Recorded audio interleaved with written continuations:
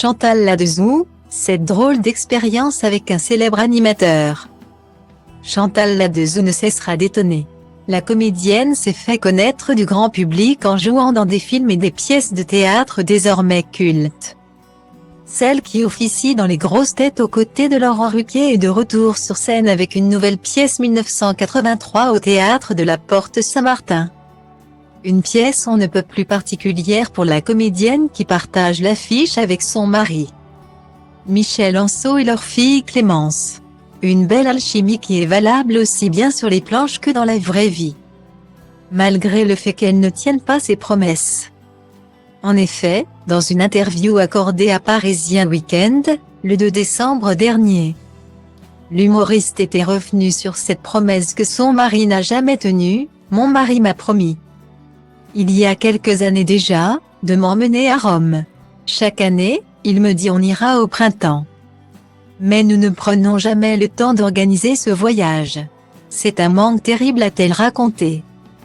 Un petit appel du pied qui donnera sans aucun doute envie à son mari d'honorer sa promesse. Mais en attendant de savoir si Chantal Ladezoux va s'envoler pour la capitale italienne, la comédienne sera invitée ce dimanche 11 décembre 2022 dans l'émission Le Bon Dimanche Show, émission présentée par Bruno Guillon et diffusée sur RTL. Donc elle vient de dévoiler un extrait en exclusivité. Et le moins que l'on puisse dire, c'est que l'humoriste a une nouvelle fois fait du grand Chantal Ladezoux. À la question de Bruno Guillon, ça vous est arrivé de temps en temps un petit joint ou pas? La jurée de Mask Singer a été très claire en répondant par l'affirmative. L'occasion pour elle de révéler l'étonnante manière dont cela s'est fait.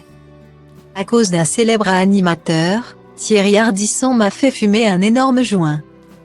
C'était dans les années 1980, raconte-t-elle. Des confidences qui ont fait réagir Bruno Guillon qui a souhaité en savoir un peu plus, et ça s'est bien passé. Après, oui, j'étais très en forme, assure-t-elle, sans vergogne.